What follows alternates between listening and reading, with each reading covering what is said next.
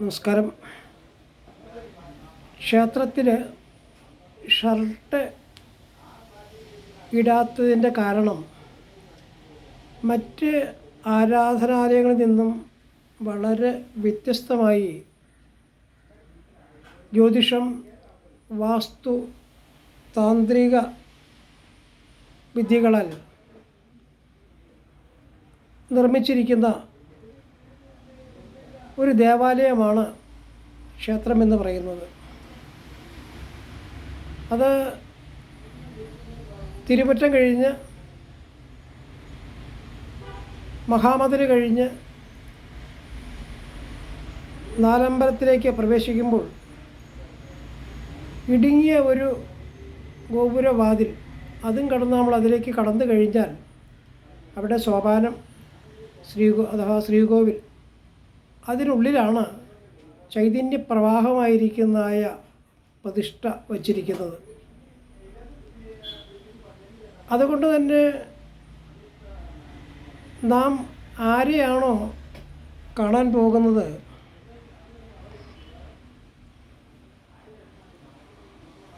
ആ ഭഗവാൻ അല്ലെങ്കിൽ ഭഗവതി നമ്മളെ രക്ഷിക്കുവാനും ശിക്ഷിക്കുവാനും ആജ്ഞാപിക്കുവാനും കഴിവുള്ള ഒരു മഹാശക്തിയാണ്.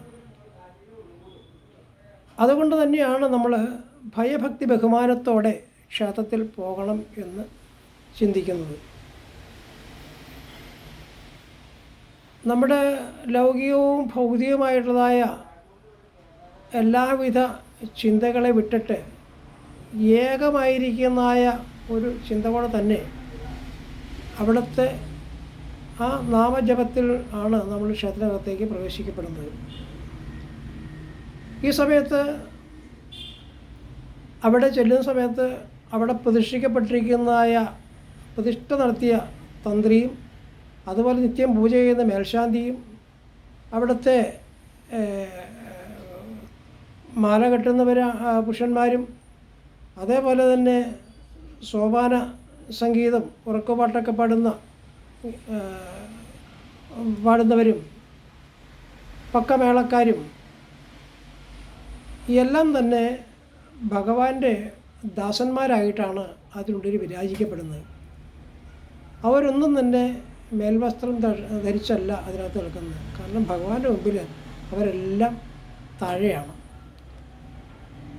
അപ്പം അതുകൊണ്ട് അങ്ങനെയുള്ളതായ സ്ഥലത്ത് എന്തുകൊണ്ട് നമ്മൾക്ക് കടന്നു ചെല്ലുമ്പോൾ നമ്മുടെ പ്രതീകാത്മകമായിട്ടെങ്കിലും നമ്മുടെ ഷർട്ട് ഒന്ന് ഊരാൻ ബുദ്ധിമുട്ട് കാണിക്കുന്നു. അങ്ങനെ ഷർട്ട് ഊരാൻ ബുദ്ധിമുട്ട് കാണിക്കുന്നവർ, അല്ലെങ്കിൽ ഷർട്ട് പാൻറ്റ് ഒക്കെ ഊരാൻ ബുദ്ധിമുട്ടുള്ള ആളുകൾ പുറത്തു നിന്ന് തൊഴുതാലും മതി. നമുക്കറിയാം, ദക്ഷിണേന്ത്യയിലൊക്കെ ചെന്ന് കഴിഞ്ഞാൽ, ഉത്തരേന്ത്യയിൽ ചെന്ന് കഴിഞ്ഞാൽ പല ക്ഷേത്രങ്ങളും ചില റോഡ് സൈഡുകളിലേക്കാണ്. ഉദ്യോഗസ്ഥ ജോലിക്ക് പോകുന്ന ആളുകൾ പോകുന്ന വഴിക്ക് അവിടെ തന്നെ നിന്ന് തൊഴുത് അവർ തന്നെ സ്വന്തം അർച്ചന ചെയ്ത് തൊഴുതു പോകുന്ന ക്ഷേത്രങ്ങളുമുണ്ട്. ഇവിടെ ശരിയാൽ കേരളീയ ക്ഷേത്രങ്ങൾ എന്ന് പറയുന്നത് പ്രത്യേക താന്ത്രിക വിധികളാൽ പ്രതിഷ്ഠിക്കപ്പെട്ടിരിക്കുന്ന ക്ഷേത്രമായതുകൊണ്ട് അതിൻ്റെ ചിട്ടവട്ടങ്ങളും ശുദ്ധികളും ഒക്കെ പാലിക്കുവാൻ നാം മനസ്സാ തയ്യാറാവണം. ഇത് ഒരു ലിഖിതമായ നിയമമല്ല, അലിഖിതമായ നിയമമാണ്.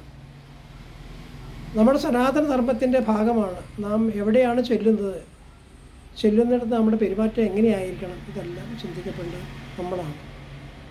അപ്പോൾ നമ്മൾ ക്ഷേത്രത്തിലേക്ക് ചെല്ലുന്ന സമയത്ത് നമ്മൾ ചിന്തിച്ച് നോക്കുക. കാരണം തിരുമുറ്റം കഴിഞ്ഞ് ആ സോപാനത്തിൻ്റെ അല്ലെങ്കിൽ ആ ശ്രീകോവിലിൻ്റെ മുമ്പിൽ നിൽക്കുമ്പോൾ നാം മറ്റേതോ ലോകത്തിലേക്കാണ് പ്രവേശിച്ച് നിൽക്കുന്നത്. അതുകൊണ്ട് തന്നെ നമ്മുടെ ഷർട്ടും അല്ലെങ്കിൽ മേൽവസ്ത്രങ്ങളൊക്കെ